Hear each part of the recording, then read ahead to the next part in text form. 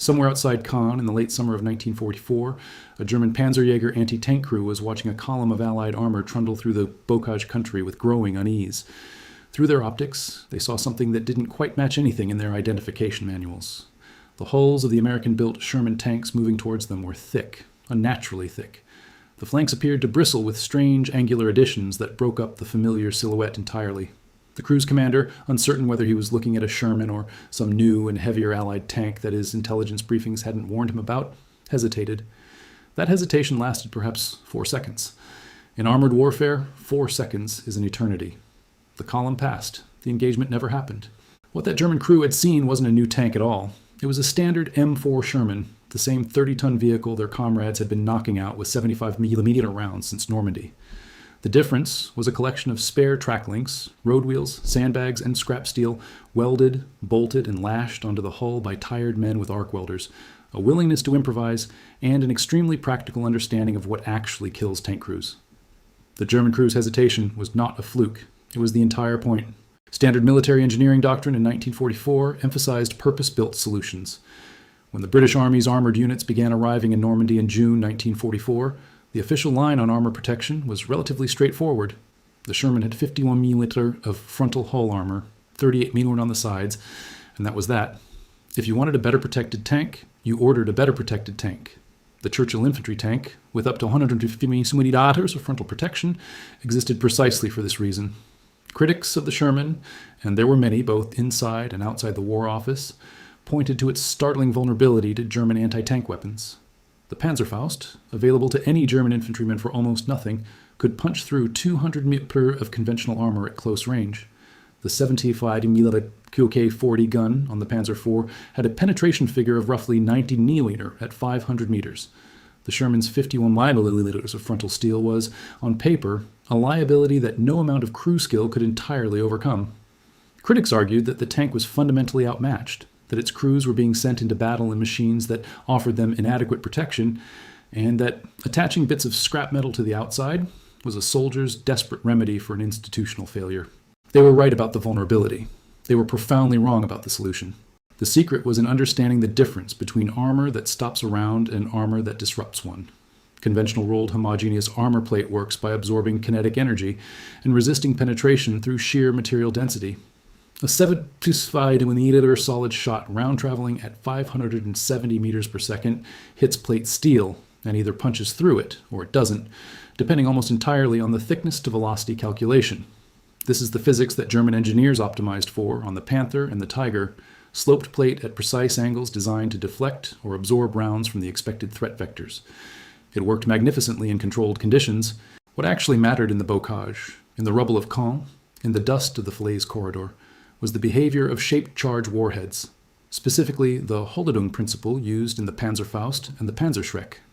A shaped charge doesn't punch through armor with mass and velocity. It creates a high-velocity jet of superplastic metal moving at roughly 8,000 meters per second, focused to a point of extraordinary pressure. The jet needs to be fully formed and intact when it hits the main armor. If anything disrupts the jet before it reaches the hull, if it detonates early, if it's forced off axis, if the standoff distance is wrong, the penetration drops catastrophically. Spare track links welded to the side of a Sherman weren't trying to stop a shaped charge.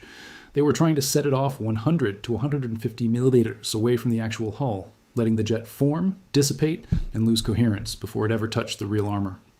The official term for this principle is spaced armor. The British tank crews of the 7th Armored Division and the 11th Armored Division mostly just called it additional bins. The practice began informally, almost immediately after the first serious engagements in Normandy. By the end of June 1944, crews of the 4th County of London Yeomanry had begun stripping spare track links from knocked-out vehicles, both Allied and German, and welding them across the most exposed sections of their Sherman's lower hull sides and turret faces.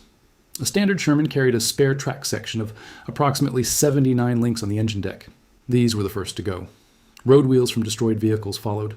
One troop sergeant of the 1st Royal Tank Regiment noted in his after-action account that his crew spent 4 hours during a resupply halt on the 14th of July welding a mosaic of track links, 2 ammunition boxes filled with concrete, and a section of German Schürzen, the thin steel skirts originally fitted to Panzer IVs, across the forward hull sides of their Sherman Firefly. It weighed a good deal more than the colonel would have liked, he wrote. It also meant young Henderson didn't end up getting his legs taken off by a Panzerfaust near Eversea 3 days later. Henderson's survival was not an isolated data point. After-action reports collated by the 21st Army Group's technical staff throughout July and August 1944 documented a consistent pattern. Shermans, with improvised spaced armor modifications, showed markedly reduced penetration rates from Panzerfaust hits to the hull sides and lower turret compared to unmodified vehicles. The reports did not claim the modifications were foolproof. A direct hit at close range from a Panzerfaust 60 at under 30 meters could still be lethal regardless. But the statistical picture showed that at typical ambush ranges of 50 to 100 meters, premature detonation occurred frequently enough to matter. German tank crews and anti-tank teams began noticing the modifications almost immediately.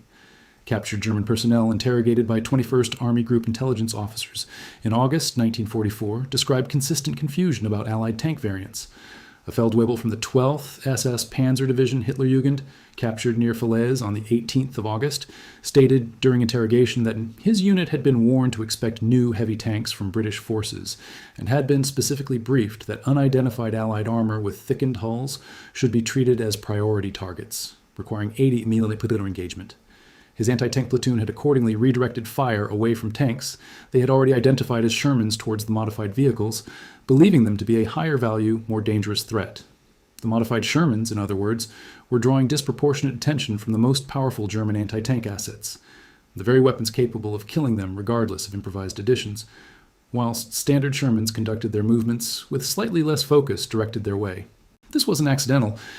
Experienced British tank commanders understood the calculus perfectly. A Tiger 140 with an 80mm KWK 36 gun would kill a modified Sherman just as efficiently as it killed an unmodified one. The spaced track links offered no meaningful protection against an 80mm penetrator. But a Tiger crew that spent time acquiring and engaging what looked like a new and unknown threat was a Tiger crew not engaging the Churchill infantry tanks or the infantry sections, working alongside the armor. The improvised modifications served two purposes simultaneously. They offered genuine ballistic protection against the most numerous infantry anti-tank weapon in the German arsenal, and they created psychological friction in an enemy trained to categorize threats and engage priorities in a specific order. Commanders weren't clinging to tradition when they encouraged these modifications. They knew precisely what the spaced armor principle did and didn't achieve. Brigadier Nigel Duncan of the 6th Guards Tank Brigade explicitly endorsed the practice in a divisional memorandum circulated in late July 1944, noting that whilst the modifications added between 800 and 100 to 200 pounds to the Sherman's already strained suspension, the practical battlefield benefit in Panzerfaust country was worth the mechanical wear. He was correct. The bocage terrain of Normandy, dense hedgerows, sunken lanes, orchards that reduced effective engagement ranges to under 100 meters, was precisely the environment in which infantry anti-tank weapons posed the greatest threat to armored vehicles. In open country, a Sherman would be killed by a Panther at 800 meters before an infantryman ever got within Panzerfaust range. In the bocage, the tank that survived was the one that managed the close quarters threat.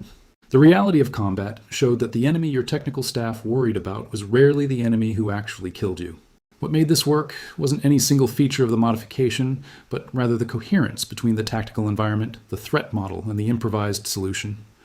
British engineers had not invented spaced armor. The principle had been understood since the First World War, and the Soviets had applied it formally to the T-34 with the BDD applique armor packages fitted from 1943 onwards. What British tank crews in Normandy achieved was the rapid, decentralized application of an established engineering principle using available materials, driven by the direct operational experience of the men facing the threat. No memorandum from the War Office ordered this. No engineer in Chobham designed it.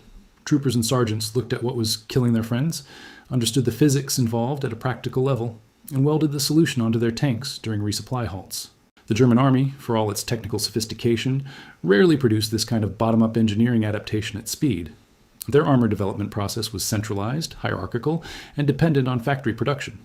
A German tank commander could not bolt spare Panther track onto his vehicle's flank because spare Panther track was not readily available in forward areas, and because the Wehrmacht's maintenance culture did not encourage the kind of individual improvisation that the British regimental system quietly permitted. The British Army's comparative informality, its tolerance for NCOs and junior officers solving problems without waiting for authorization, was not, in this context, a weakness. It was the mechanism by which a technically inferior vehicle was rendered meaningfully more survivable within weeks of arriving in theater. German gunners looked at a Sherman covered in welded track links and saw a new tank. British crews looked at the same vehicle and saw an afternoon's work. Both observations were true. The one that mattered most was the second.